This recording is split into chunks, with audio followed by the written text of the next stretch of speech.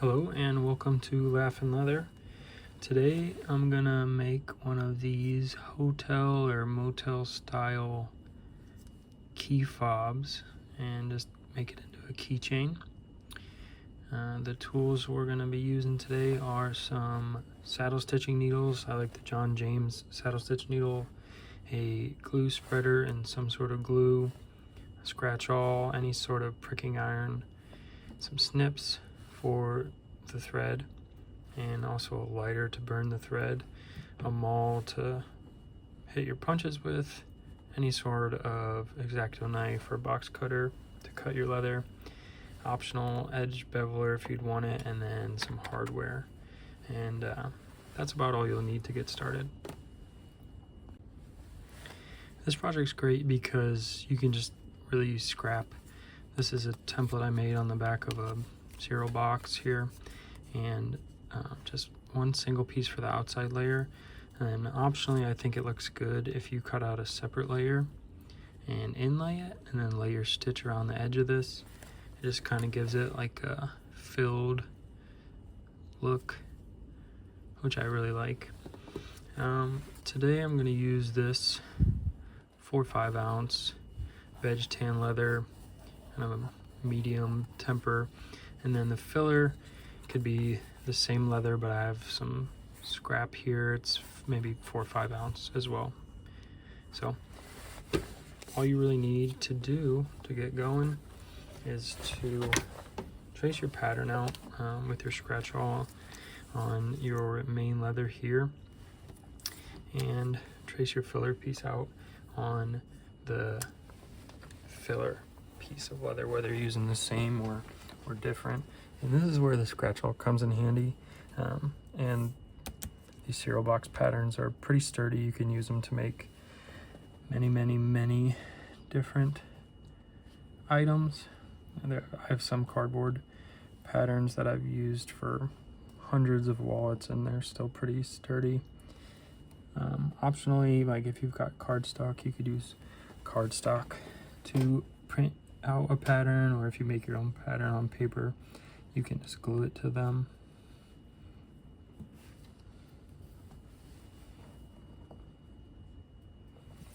So now that one is traced out, I'm gonna do the same thing with this filler piece.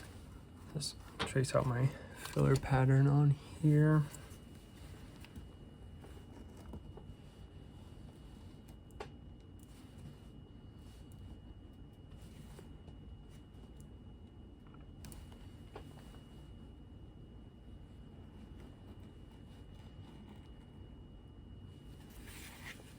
Cool.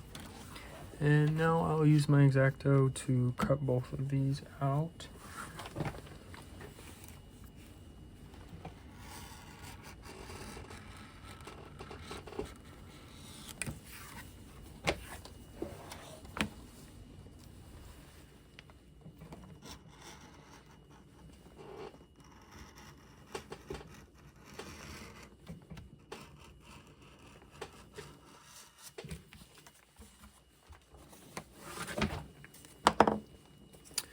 I will cut on my traced lines here.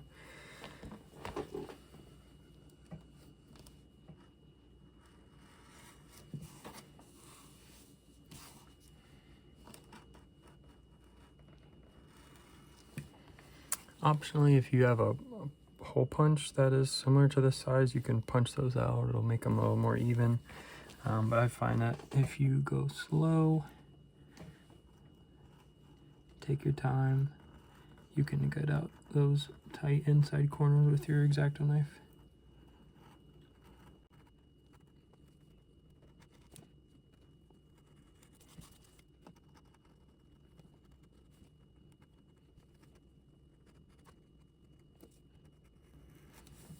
There. That's the main body, and I'll do the same thing here with my filler piece.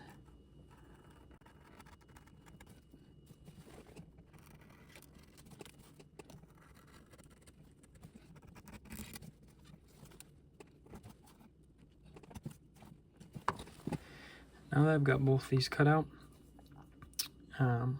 what we're going to do is put glue on either side of these and on either side of our filler tab. And when we glue it down, just try to get equal space on either side here. I do like to attach my key ring before I go ahead and glue up, and that way I don't accidentally, you know, mar up these edges when I'm trying to slide it through after the fact. I think either option would be totally fine.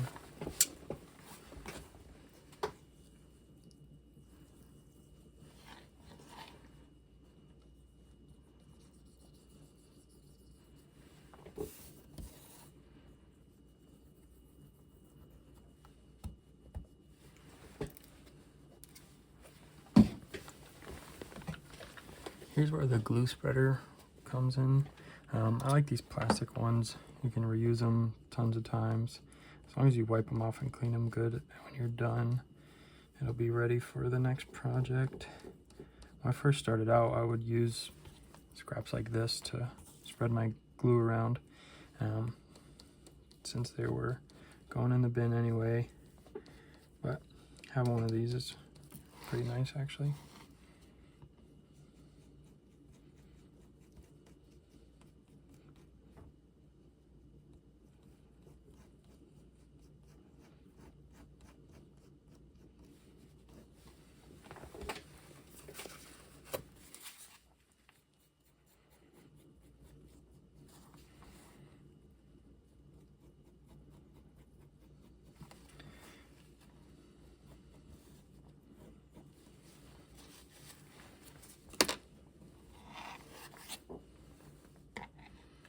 Now that these are all glued up, just gonna try to line up best I can. So that way I have equal distance on each side, so when we go to lay our stitch line in at the end, it fits in nice.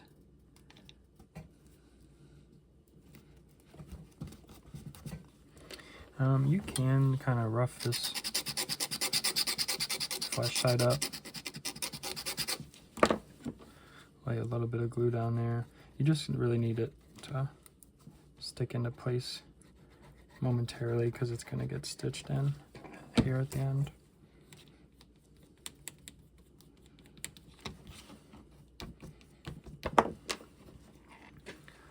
So I will fold this over, just try to line up my two end pieces, and that way I know everything else is going to line up on the edges.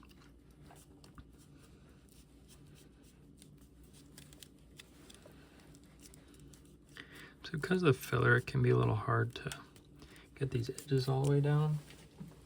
I've got a big bin here of binder clips that I just put little leather covers on, so I'm not marring up the piece I'm actually working on with some scrap leather, and use it to hold the edges together while your glue sets up. And it only takes a couple minutes to get this all set, but these are nice. I end up using these for a lot of different projects, and they don't cost any money.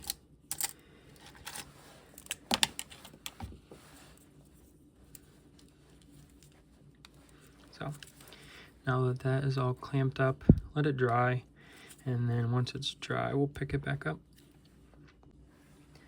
Now that the glue's had some time to set, we can pop these clamps off. And the pattern should line up. Sometimes it's not perfect, like here. Got a tiny little overhang, but you can either go back through with your blade and square those off. One thing that really helps is sanding your edges down with, you know, just a scrap piece of sandpaper. I have a Dremel here with some sanding bits on them that I like to use. It's a lot quicker. So I'll sand these down, and then we'll move on to the next step.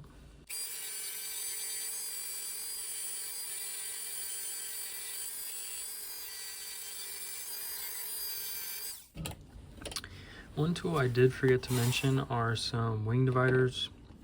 I just got these CS Osborne wing dividers. They're really nice, but I use these ones for years. The only good thing about the Osbornes is that they don't have as much bend like this when you go to scribe your stitch line, but you can leave the edges pointy like this. But I do like to round my edges. I feel like they don't mar up as easily over time and with use, so something like a penny or a radius knife to just take a little off these corners, just round them over ever so slightly, and just when I'm doing this I take really small passes with my knife, cut off a little bit at a time and go slow, and just like that you'll have some nice round corners. So, and come in with your wing dividers and pick an arbitrary start point up top here, and then just scribe your stitch line all the way around the outside of your project. Go slow because these are going to be marks that you'll be able to see once it's finished if you do kind of go off course.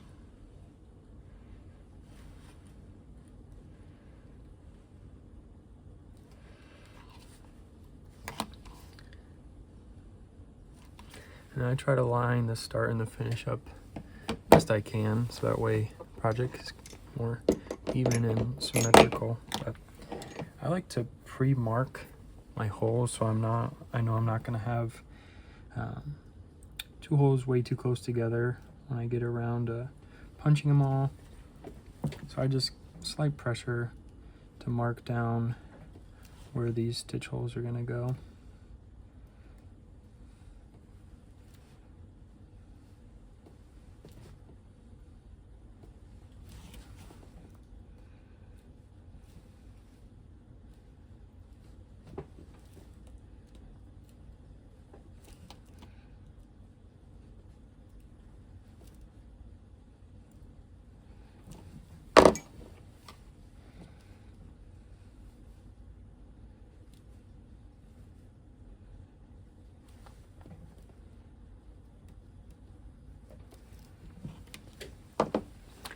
Like that, as you can see, I've just got these marked, and there's pretty equal spacing between them all.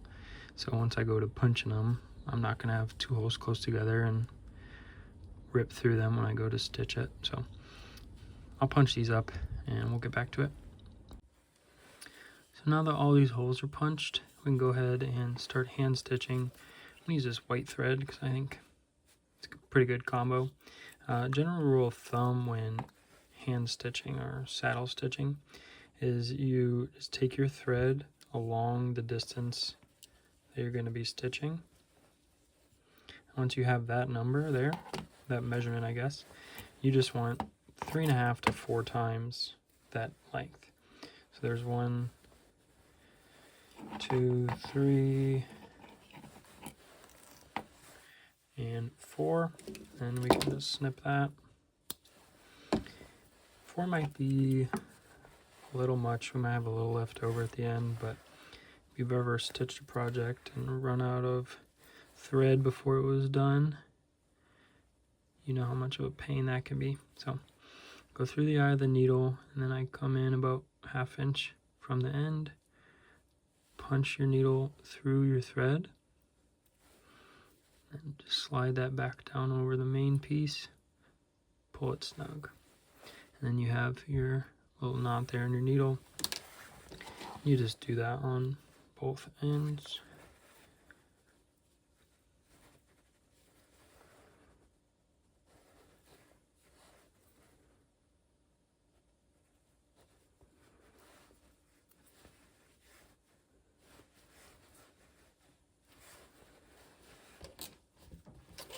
So now when it comes to hand stitching this, you can use a stitching pony,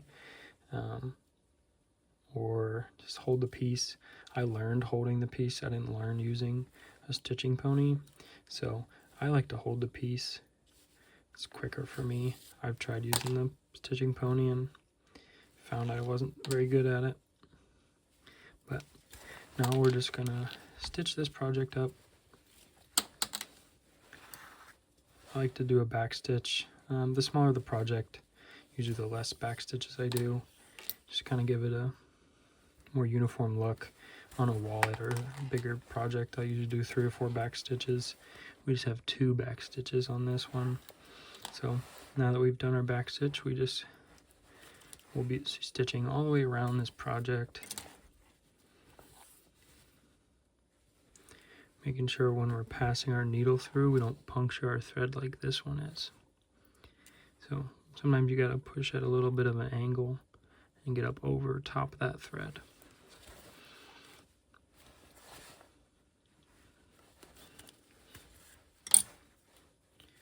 I'll show you guys a couple stitches here and then fast forward a little bit.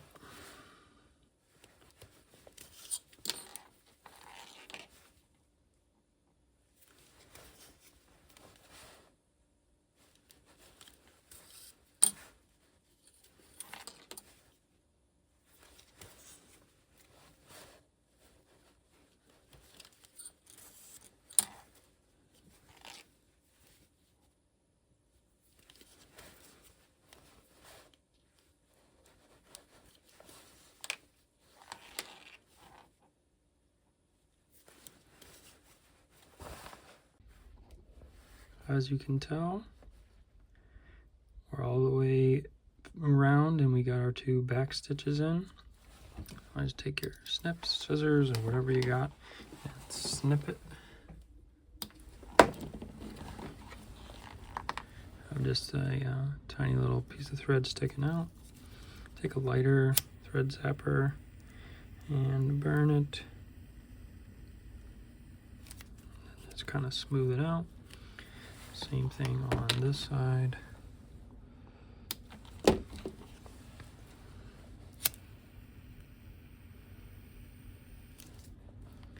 And the thread I'm using for this is a Ritza Tiger thread. That's from the Tandy store, but these are the same actually from Ritza, and these big spools are great and last forever. But if you just want to try out a color, just need a little bit. This is 0.6, and that's how it looks, and you could be done here. Completely functional, usable piece. But if you want to make it look a little nicer, which is what I'm going to do to finish out the video, just take an edge beveler and knock down these edges on both sides. Come back through some token oil and we'll burnish the edges here.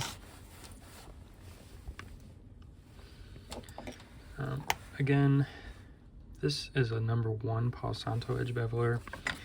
This is the one I started with. Craft tool from Tandy, I think, number 2.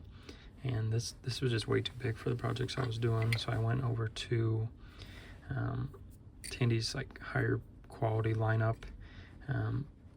Ended up getting one about the same size on accident, and after using those for long enough, I decided to invest in a Palo Santo and make some great stuff. The number 1 is great. You can do a single piece of 3-ounce veg tan, and it still works good. And projects like this, a little bit bigger, a little bit thicker, to still give it a nice clean look. So knock off all the edges with our beveler.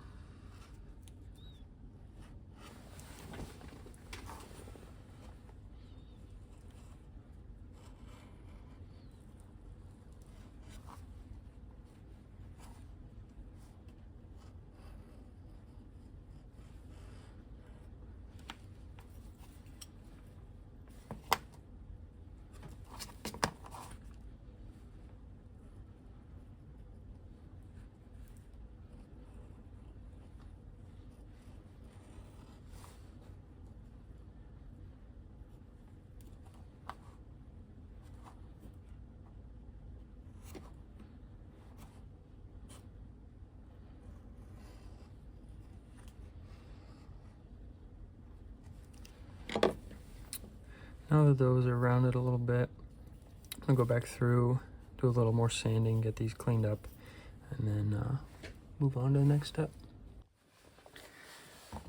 Now that the edges are beveled and nice and sanded, I'm gonna take some token oil You can use straight toconal, you can mix it with 50-50 water, and brush it here along the edges, and then come through with either a wood slicker or a piece of canvas and just rub back and forth till it gets some friction. It'll build up and you'll hear the change. It'll get a little squeaky, and you can see it. It gets shinier and brighter, but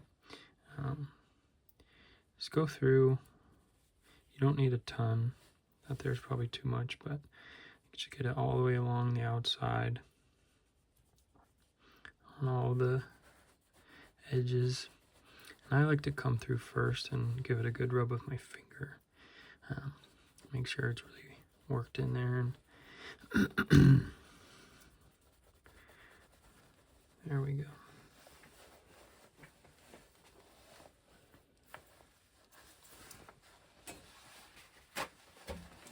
If there's excess, just wipe it off real quick before you get started. Now you can take the slicker and figure out whatever groove you can get full contact on the surface you're trying to burnish. Just back and forth.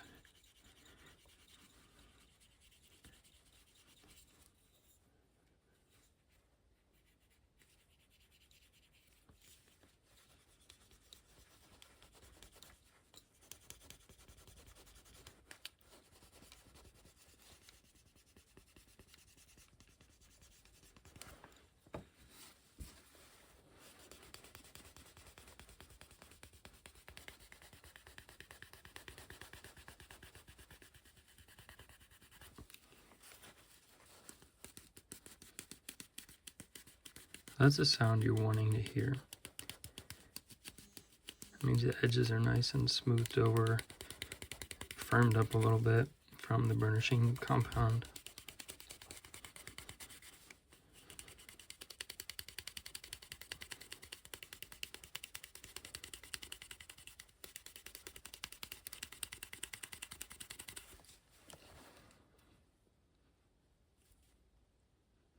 So all those fibers are smoothed down now. I like to go through and get it on the corners too, where you beveled. Shine those up a little bit.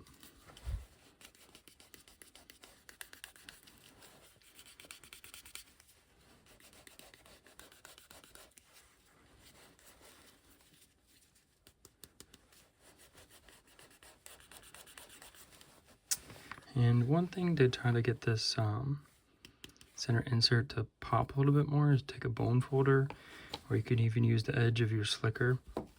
Just kind of go in along your stitch line, because that's right where the insert butts up to. Just kind of rub the edges down like this.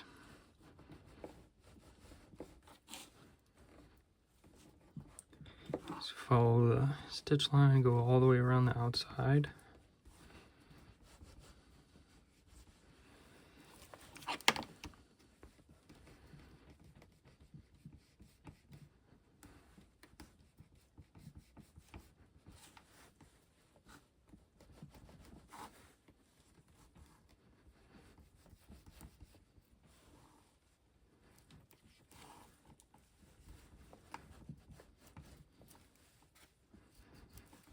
I hope you can tell from the video, kind of makes this insert stand out a little bit, makes it look like it's kind of popping out. I think it just adds a little bit of depth as well to the project, and there you have it.